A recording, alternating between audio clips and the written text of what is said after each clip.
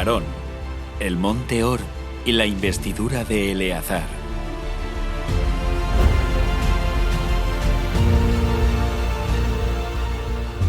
En la rebelión en Cades Barnea, Israel rechazó la oportunidad de entrar en Canaán y dudó del poder de Dios. Desde entonces habían estado vagando por el desierto 40 años. Ahora estaban a punto de cumplirse e intentaron acercarse de nuevo a Canaán, pero tuvieron que desviarse. Los edomitas, que eran descendientes de Esaú, el hermano de Jacob, y por lo tanto parientes suyos, no les permitieron atravesar su tierra y tuvieron que rodearla. A pesar de esto, Dios ordenó que no se perturbara a los edomitas. Debían dejarlos en paz porque sus antepasados eran hermanos.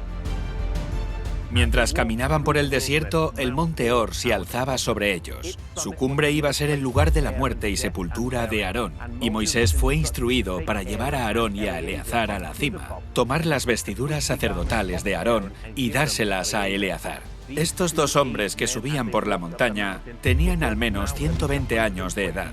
Habían experimentado las pruebas más profundas y tuvieron los mayores honores que alguna vez hayan recaído en un hombre. Ambos tenían una gran habilidad natural, pero su comunión con Dios les había hecho crecer y asumir un puesto de honor.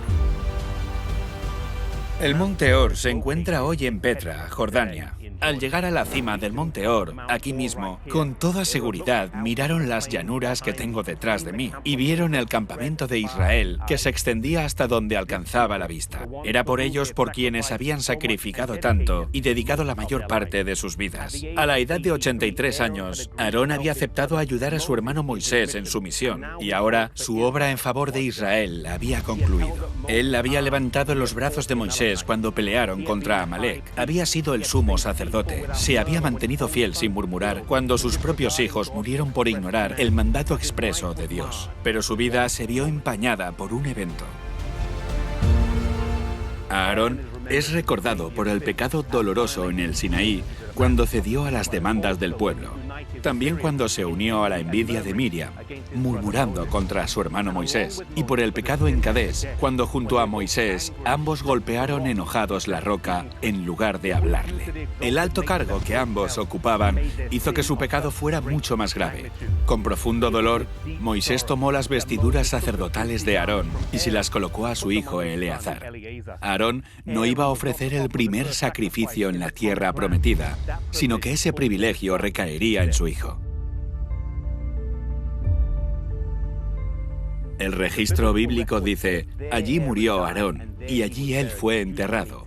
Este monumento detrás de mí, construido en tiempos relativamente recientes, conmemora el lugar donde se cree que fue enterrado. Uno de los hombres más ilustres que jamás haya vivido solo tuvo a su hijo y a su hermano en su funeral, en marcado contraste con algunos de los lujosos y los funerales ostentosos que vemos hoy para personas de alto cargo. Cuando Moisés y Eleazar bajaron sin Aarón de la montaña, el pueblo se entristeció, aunque nadie sentiría tanto su pérdida como Moisés. Sabía que su propio fin estaba cerca.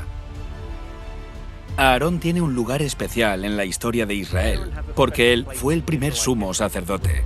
Fue un líder fiel de Israel, apoyaba a su hermano y se mantenía en comunión diaria con Dios. Dios tiene un lugar especial para Aarón, pero su vida ilustra que nuestras acciones tienen consecuencias. El pecado que Aarón cometió en Cades fue perdonado por la misericordia y gracia de Dios, pero el perdón no elimina las consecuencias de lo que hacemos. Aceptemos con humildad el plan de Dios para nuestras vidas y tengamos paciencia cuando debamos soportar las consecuencias de los pecados que nos han sido perdonados.